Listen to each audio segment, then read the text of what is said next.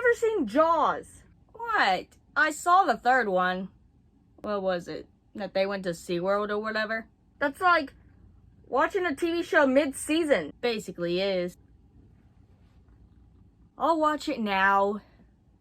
So a shark kills people, so the humans kill that shark. No, I mean, yes, but... Ugh. What? You scared? No. Damn it. Here's one thing I will always credit this movie for. The slow-moving pan like we're in the eyes of the shark itself. Classic. Fun fact, this movie is based on the Peter Benchley books, based on the same name. But you could also argue it's based on the 1916 Jersey shark attack that was from the 1st to the 12th of July. And it just so coincidentally, this movie happens on the 4th of July. Why do horror movies seem to make Independence Day more of a horror than it already was for the British? Oh, brother, this guy stinks! After our little swim, we cut to some young teens, adults, either way, they're drinking and smoking around a campfire, so what better thing to do but swim in the ocean? I'm not drunk! And I'm America's Next Top Model. You're drunk as fuck. Also, I'll give $10 to whoever can guess what happens to our Lady of the Night here. Oh, Jesus.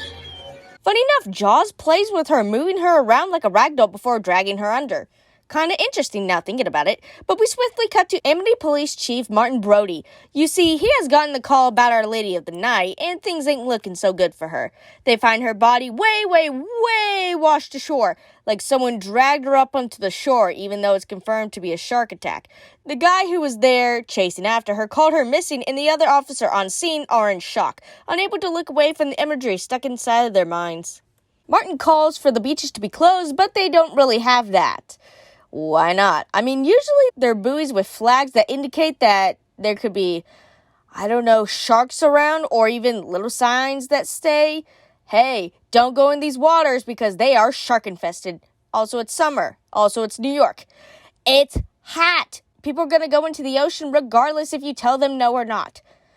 I digress. Martin goes down to the beach and finds the Boy Scouts swimming. He gets on a... What do you call those types of boats? Rafts? Yeah. Huckleberry Finnet. The mayor and his goons come along and tell... they're in a car. Oh my god, they're in a car. Either way, they come along and try to tell him, yeah, you ain't closing these beaches. Then they try to persuade him to tell everyone that the little girl didn't die from a shark attack, but a propeller from a boat. Okay, then explain the teeth marks. What is this, Attack of the Living Boat?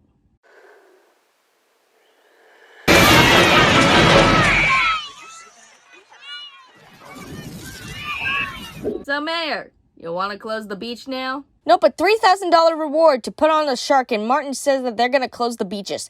Then everyone in the community gets mad. I'm sorry, I didn't know you wanted to be shark bait so badly. He promised for more onlookers for sharks, and by the mayor's account, we'll only have the beaches closed for 24 hours. So I actually just looked this up because as of the 2020s around there, North and South Carolina had been actually getting a lot of shark attack incidents recently. And so I know 70s, 2023, they're kind of way far apart. But let me just say this now.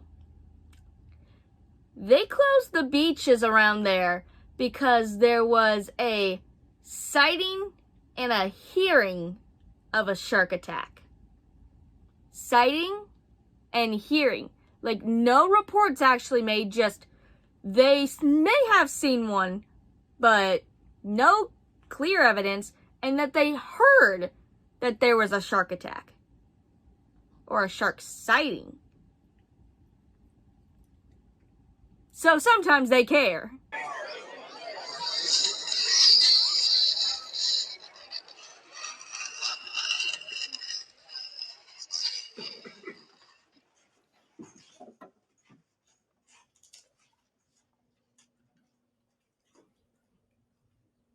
I'm sorry, it seems like Mr. Guy in the back here wants to show us his art skills. It's very beautiful, by the way. Very beautiful. Mr. Quint proposes he'll capture the damn thing for $10,000 and by himself at that. Good for you! Oh, and then two dumbasses decide to try and capture the shark. They literally get a Christmas ham, stick a hook through it, and then attach it to a chain that connects to a tire that then connects to another chain to the dock. Well, guess what? The dock breaks because, duh, and then the guys fall into the water. But sadly, they live. Why was this in here? Moving on. So all over town, and even from out of town, people are going out to kill this shark. My money's on the shark. Matt Hopper comes along with all of this chaos. He's from the Oceanographic Institute. He's basically gonna tell us what happened to the girl from before. Because apparently we need a specialist to tell us the difference between a shark bite and a propeller cut. Make it make sense. And just like that, Ian Martin said previously, Matt concludes that it's a shark attack, and wouldn't you know it, the fishermen caught a tiger shark thinking it's their shark. Matt, however, quickly turns this party down, telling them it's not their killer. Matt and Martin sneak and cut the tiger shark open, confirming it's not their killer. The two had it on a boat at night, cause apparently it's a night feeder, but 2 of the kills have been in broad daylight. They find a boat that had been abandoned, and Matt decides to jump down onto it before they tow it back. Good sir, would you like red, gold, orange, black, purple, blue, or pink roses on your casket? Matt finds a great white shark tooth. Oh, and jump scare from a dead guy, they tell the mayor. Like in all horror movies, he doesn't care. No people, no money. The 4th of July rolls around and it's booming, but with the fear of the shark in the water, no one gets in. The mayor convinces a couple who do, cause they don't have a lot to live for, and they drag their kids along. They get people in and all seems well until a dorsal fin emerges. Panic ensues, very much so.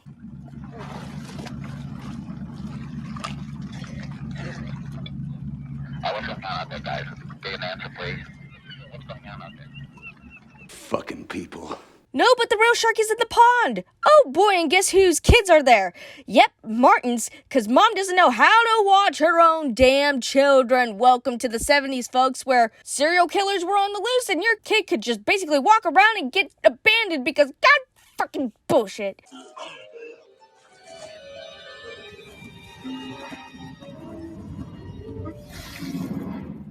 And that, ladies and gentlemen, is the perfect shot of a shark going in for the perfect kill.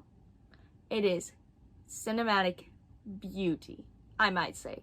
You may call me out and say, no. This scene right here is actually beautifully shot. This is 100% beautifully shot. Not just like, oh, it's right here, but it could have gotten, no, it is. It's over here. It's above everything. It's just a beautiful shot. I don't know what to say. It's just a gorgeous shot. Can you not?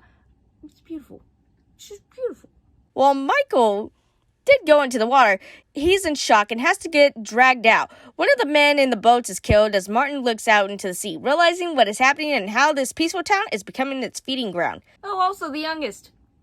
Where'd he go? I don't care. Why should you? Because apparently these parents don't. Martin demands the mayor sign the contract for Quint to kill the shark. Of course, the bastard thinks only about how it would affect him or how his kids were there too. Cool, please die already. He signs it anyway, and as we see, Quint is very, very, very, very good at catching sharks. They set sail with Quint, Matt, and Martin there to throw chum to attract it, and after some time, they get our little fishy to make an appearance. Slow ahead. I can go slow ahead. Come on down and chump some of this shit. Jaws quickly begins circling the boat, ready to pounce as Quint readies his dart gun and shoots a barrel onto it. It goes under, as does the barrel. And now we play the waiting game. Again. I don't know why we don't have a helicopter flying around with sonar to be like, hey, down below, shark incoming. But, you know, what do I know? Oh, this is a one-man job. I need to get on this boat and now get it myself. Shut the fuck up.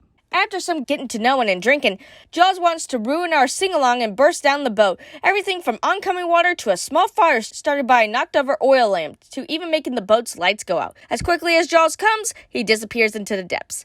Somehow, the boat doesn't sink. Matt and Quint begin fixing the boat, but it's in pretty rough shape. But don't worry, Jaws will help with that. Oh, and when he does do a little jump scare, Martin goes to call the Coast Guard, and Quint walks over and just says, the Coast Guard, breaks their only means of help. Bang, bang, confetti saved up. We play another game of tag. They manage to get 3 barrels onto him, but he tugs on the boat, nearly chewing away the ropes. Quint cuts the rope as the boat fills with water. It seems like they've only made him not be able to go down, but Jaws proves them wrong, but is now chasing them as the 3 head to shore. The boat breaks down and Jaws doesn't seem to want to play anymore. So the new plan is to shoot Jaws with nitrate, because it's got thick skin, but the inside of the mouth is not, and would be an easy access. I mean, I guess, yeah, you got me there. Martin calls Matt crazy, but with the shark cage that it can easily break, surely it'll go swimmingly. No, really, things that can go wrong do.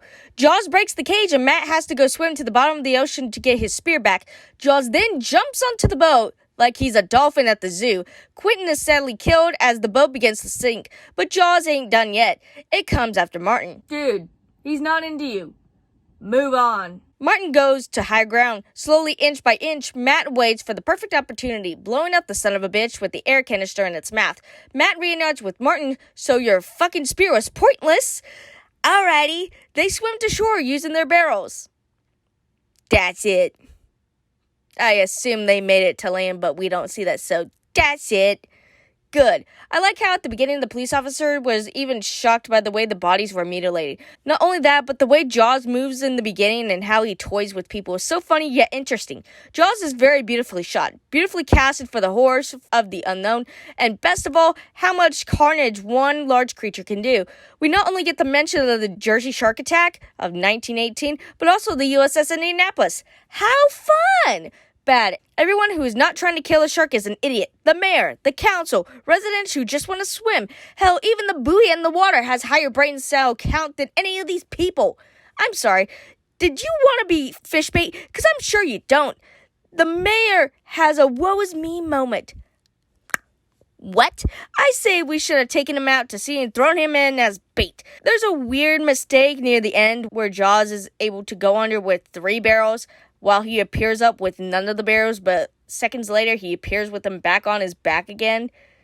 That was just a weird editing mistake, because when I saw that, I was like, wait, how did you? Because at first, to be fair, if he suddenly just decided to put them on the ship and just rip them out of his back, that would have been actually pretty interesting, because that means he's smart enough to try and loosen stuff off of him and then go for the kill, which would have made this a lot more interesting. But YOLO, I guess. You know what I just realized? They never called this shark Jaws. I mean, I know it's based on the book, but like, they never outright say, hey, this shark is Jaws, you know? I mean, do you normally name your enemies? Because honestly, if you gave the town some type of, you know, will and way has been proven, they'd probably name it something stupid like Amity or the Dune or Dooney or Fish. True.